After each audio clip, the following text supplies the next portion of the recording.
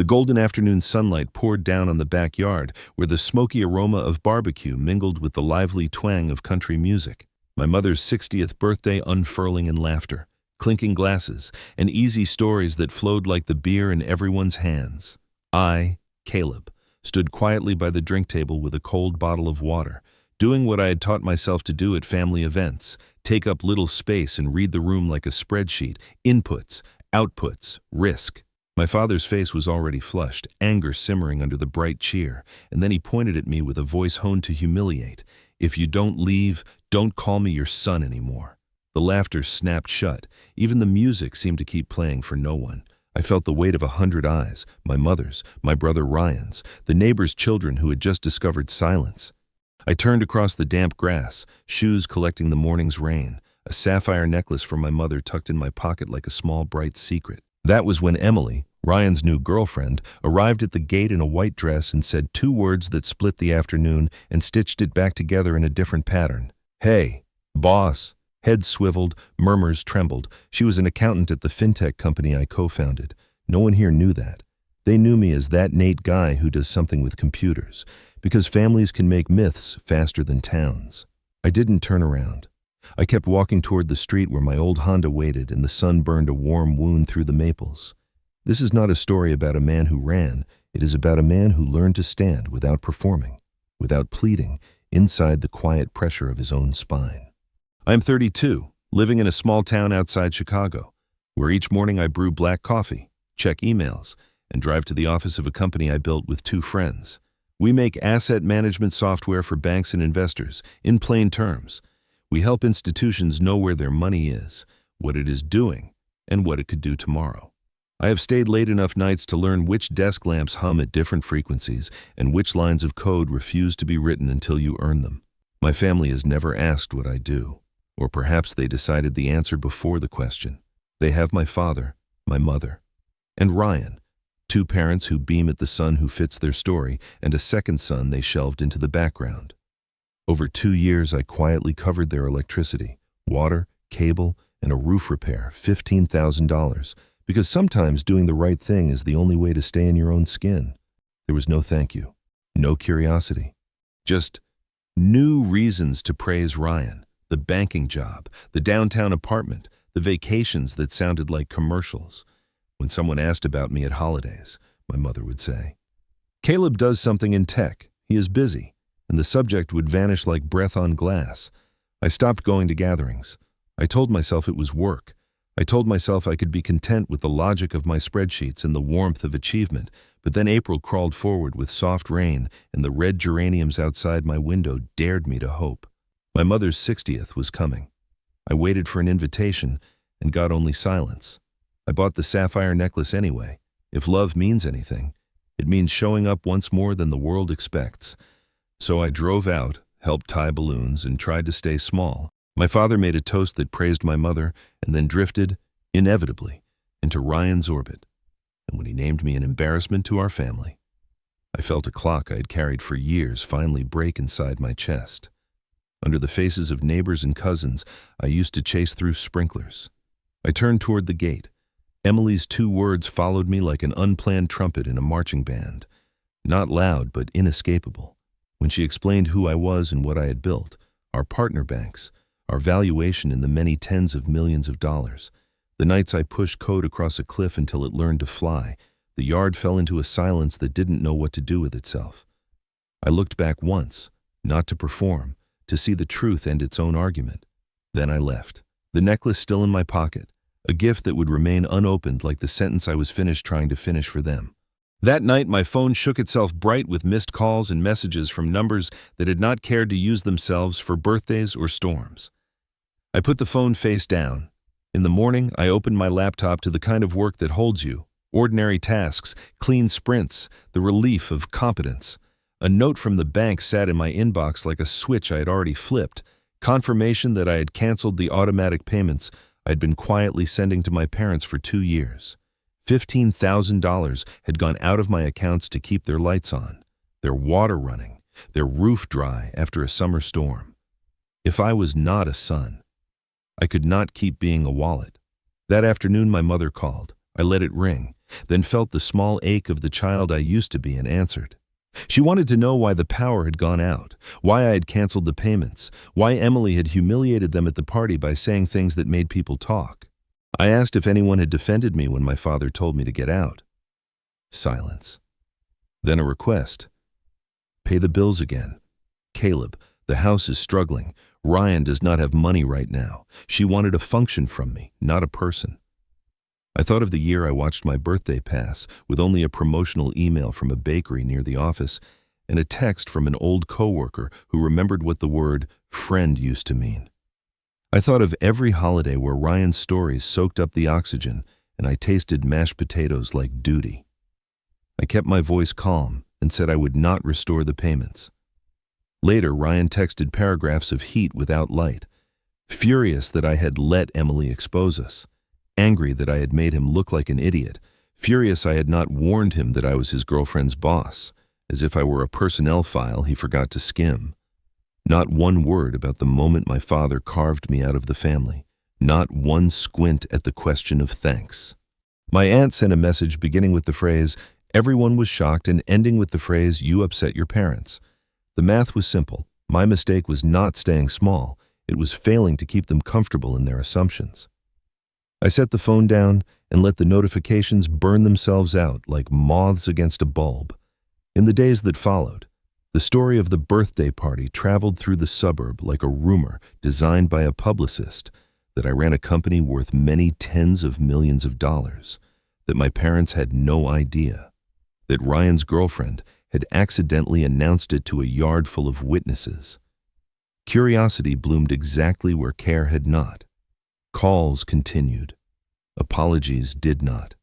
My energy returned to my own house, my work, my routines, the quiet that is not empty when it belongs to you. I took 3 days that had been meant for vacation and used them to clean my apartment with the patience I usually reserve for code reviews. I found a small art studio near the river and signed up for a painting class because I had always wanted to try and never had the nerve to be a beginner in front of anyone. The instructor said, "Load your brush like you mean the line." And I thought, there it is, the instruction I needed at 12 and at 22 and yesterday. I painted the maples from my parents' street, but I removed the house. I left the sky large and blue and the sun falling through. When my mother called again, she wanted an explanation that would make her social world neat, or money that would make her practical world safe. And I had neither to give. My father did not call. My brother sent a final message offering neither reflection nor grace. I replied to no one. 3 weeks later, with rain polishing the city into a patient machine, my doorbell rang. My parents stood on the threshold in damp raincoats like travelers who had not planned their route beyond the hope that someone would guide them back to comfort. I let them in. My mother's eyes traveled over the apartment, bookshelves lined with manuals and novels, a few framed photographs, small plants that had learned me, and then fell on the sapphire necklace on the table. She frowned as if the sight rightly belonged to her but had arrived by an incorrect route. My father cleared his throat and called the party a misunderstanding, a word that had never once solved a wound and rarely even washed it. He said he wanted me to be clearer and to do better. Like Ryan, it was the nearest he could come to saying sorry without surrendering the crown he has always worn in his own mind. My mother cut in with practical terror. With the payments gone, the house had lost power and the cable was out. There were medical bills. Ryan had just broken up with Emily. Could I help with a small sum every month, $2,000, to keep things steady? I asked if anyone wanted to ask how I felt when I was told to leave the party. They did not. They wanted the function back, so I surprised myself. I told them that if I ever supported them again, it would be through a written agreement. Ryan would contribute $1,000 each month without fail. And, in exchange for my support, they would arrange a legal transfer of the house and land to me in their will, so that sacrifice aligned with responsibility and respect.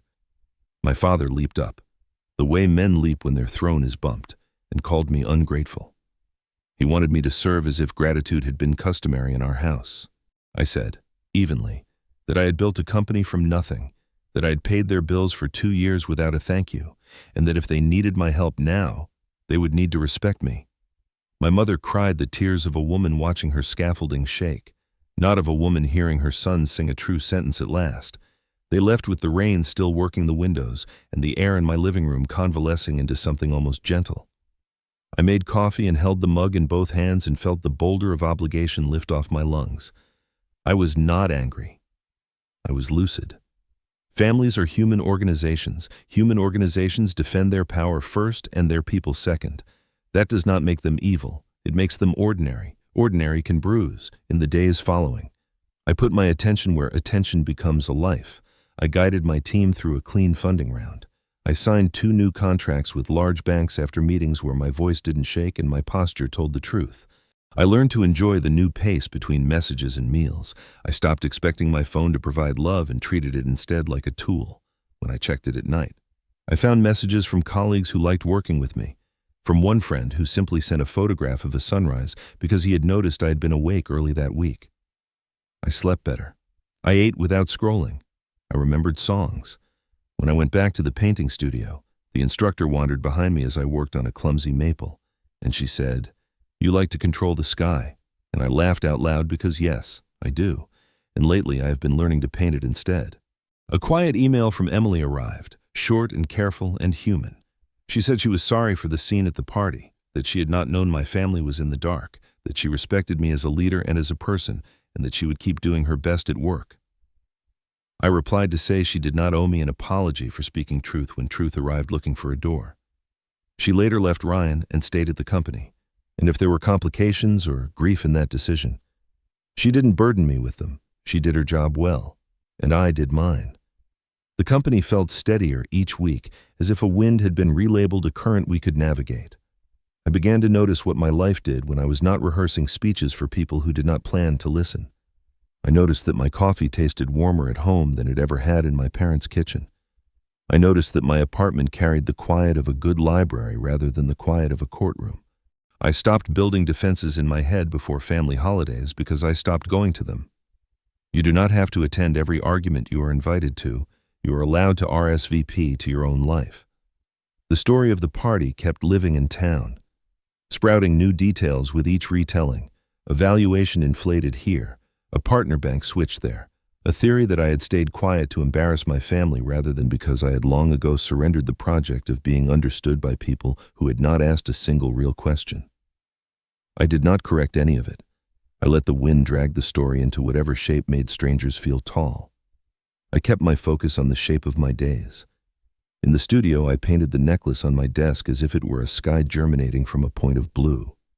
In the office, I wrote the line in our culture document I had been circling for months. Respect is not applause, it is attention. My team read it and nodded. One afternoon, a colleague who had joined us late last year stopped by my desk with a shy grin and asked if I had ever considered hosting a monthly lunch where the founders talked about failures. We did it the next week. We told the truth about features that collapsed, about meetings where we talked too much, about the day a bug we missed nearly cost a client real money, and the process we built to prevent the next one. We watched the team relax, not because we were perfect, but because imperfection in public is a kind of shelter. On a Sunday, I walked the river trail and answered an inner question that had been trailing me for months. What do you owe a family that does not see you? The answer arrived as plain as any number I have ever trusted. You owe them honest boundaries and the chance to change, not the burden of your becoming. I stopped rehearsing the story of my father's sentence in my head. I stopped wishing my mother would call with the right combination of words. A right combination of words can fix a character error. It cannot fix a system. Only time, choice, and practice can do that. Then the town's gossip cycle reached something like equilibrium, and my phone returned to its accustomed hum. On a weekday evening, I passed a neighborhood bar where old classmates gathered, and someone I used to know called my name, asked for the real story, and I laughed and said, "It was my mother's birthday, and it was complicated, and I'm fine," which was both evasive and true. A few days later, a letter arrived at my office addressed in my mother's careful handwriting. Inside was a card with a photograph of a backyard lantern and a short note. "I should have called you sooner. Please help with the bills for a little while. Your father is stubborn, and Ryan is in between jobs. No apology, no curiosity, just the choreography of assumption performing itself again." I set the card beside the necklace. two objects that would never become what they could have become in a different house. That night, I dreamed I stood in my parents' backyard at dusk, and the maples were taller and the house had no windows, only mirrors that reflected the party endlessly. And when Emily said, "Hey, boss," the mirrors cracked in clean lines like a pattern in glass that becomes art once you accept it cannot be undone. I woke with my hand on my chest and realized the weight there was not grief anymore. It was a recognition of the body I live in, the only place I can promise to be kind. The next day, my father left a voicemail. He sounded tired. He said the word son like a word he had not practiced recently and asked if we could meet to clear the air. I listened twice. I ran along the lake and then I called him back. I said I would meet at a diner near their house. When we sat across from each other, coffee cooling while the waitress refilled out of habit. He told me he had been drinking too much at the party and that words can jump the fence before the heart agrees to them. He said he had been proud when he heard about the banks and the millions, as if pride were the bridge I most needed built. I told him what I needed: curiosity, consistency, and respect. Not applause, not denial, not a monthly invoice. I told him I would not pay their bills. I said I would not return to family gatherings until apologies had been offered without the price tag of my compliance. He bristled at the word apology like it was a draft that threatened to pull him out of a warm bed. He settled for a nod that looked like surrender in bad lighting. We parted with a promise to try again later. In the parking lot, I felt both lighter and lonelier, which is how growth often arrives before it announces itself by a better name. That night, I painted a narrow strip of horizon and left the rest of the canvas blank. A choice that felt like honesty. Spring thinned into early summer, and I let my life be simple on purpose. Work, a run by the lake, a class at the studio, dinner with a friend who never asks me to audition for my own worth, the company's new features released cleanly. Our customer success lead taught the whole team a trick for listening that changed how we handled calls. Count to 3 after a client finishes speaking. Let silence work. I laughed because silence had already become my only fluent second language. One morning, my mother called again. I let it go to voicemail and then, hours later, listened. She said the house was hard without cable and the power shutoffs were embarrassing and neighbors were asking questions. She used the word embarrassed twice. She did not use the word sorry. I imagined showing up with bright bags of groceries and a folder of payment plans and a hug I wanted to mean everything. I imagined it and did not do it. Love without boundaries is a candle in a wind tunnel. It will burn you out to make shadows for other people on a weekend afternoon. I drove through the old neighborhood and parked a block away from the house. I didn't get out. I let myself remember playing catch with Ryan in the street, my mother calling us in, my father's voice booming over the radio after the game. Memory is not a contract, it is a museum. You can visit without moving in. I drove home and took the necklace from my desk and put it back in its box. I was not returning it. I was not giving it away. I was changing its job from gift to witness. At the office, I wrote another line into our culture document. We do not punish people for speaking the truth. I thought of Emily at the gate, saying, "Hey, boss," with her eyes on me, not to show off but to anchor the moment in fact. She had not betrayed any secret. She had simply declined to keep pretending the sky was a ceiling. She became, in my mind, an archetype for my new life, the person who says the quiet true thing without needing applause for it. The painting instructor looked at my horizon canvas and said, "You are learning restraint." And I said, "I'm learning that I do not need to prove I exist." And she smiled as if those sentences were the same lesson in different dialects. When a colleague asked how my family was doing, I said, "They are themselves, and I am myself, and there is a peace in letting both facts be true at the same time." That night I slept through without awakening to rehearse arguments, and in the morning the coffee tasted like a small ceremony instead of gasoline for panic. On a bright weekday that felt like a good beginning, I walked to the studio and painted the maples again, this time adding a small path that turned away from the house and disappeared into a stand of trees. The instructor said, "You painted a boundary." And I said, "I painted a choice." At work we closed another contract and I took the team out for tacos and watched them talk shop with the happiness of people who know what they are good at. Back home, I opened my laptop and wrote a note I had been circling for months. A letter to the version of me who stood by the drink table at my mother's party waiting for a kindness that did not plan to arrive. You are not a ghost. You are not a ledger line. You are not a second son rehearsing silence to keep the room calm. You belong to yourself. The next morning, I received a final text from Ryan. It was shorter than his usual speeches. He said he had heard about our new contracts, that he was between jobs, that he hoped I was well. I wanted to reply with everything: anger, relief, facts, history. I replied with one sentence: I hope you find what makes you honest. That afternoon, I took the necklace out again and held it in my hand the way you hold a compass before a trip. Not to tell you where to go, just to remind you that direction exists. Life will keep making demands that feel like emergencies. Most of them are not. Most of them are other people's habits auditioning for a place in your calendar.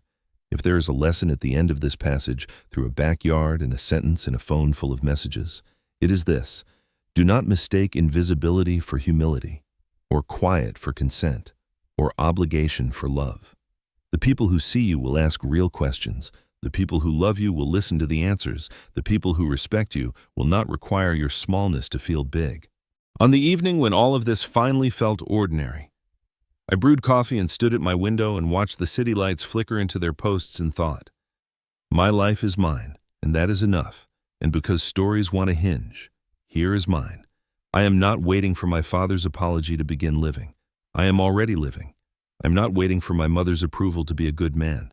I am practicing goodness toward myself and the few who have earned it. I am not waiting for Ryan to see me as a brother, to do the work of being a brother to the world I move through. Paying attention, keeping promises, learning when to leave and when to lean in. If you have felt like a background character in your own home, this is your permission slip to step into the light that is already yours. Like all permissions worth their ink, it expires only if you ignore it. If you read this far, you know what the next right step is. You knew before you started. If you made it here, stay with me for one last breath. The truth is simple and it is durable. You are the center of your own story, not because the world owes you a stage, but because dignity requires a home. When my father told me to leave, I learned how to stay with myself. When Emily said, "Hey boss," I learned what it sounds like when fact walks into a room that has been living on rumor. When my mother called to ask for money without asking for me, I learned that love without respect is a costume. It will make a scene, but it cannot keep you warm. I kept the sapphire necklace not as proof of anyone's failure, but as a reminder that I tried. Trying matters. Boundaries matter more. I paint poorly and I love the mess of it. I run slow and I love the rhythm of it. I lead a company with care and I love the deliberate weight of it. I look out the window most nights and let the lights speak a language I have finally decided to learn. Here, now, enough. If you are standing in a backyard of your own, wondering whether the next sentence will cut or heal, I'm sending you this small message across the fence. Silence can be a wound, and it can be a tool. Use it to refuse humiliation. Use your voice to build what you need. Protect your heart with boundaries that are not punishments, but promises. I do not know if my family will change. I do not require that answer to proceed. I do know that I found something better than applause. A quiet life that fits, work that matters, friends who ask real questions, and the daily practice of seeing myself without asking permission. That will be enough even on the days when the old scripts bang on the door. I can let them shout, and I can let them pass, and I can brew my coffee and begin again. If this story steadied you, I would be grateful if you liked, shared, subscribed, and left a comment about the moment that hit you hardest. It helps the next person find their way here.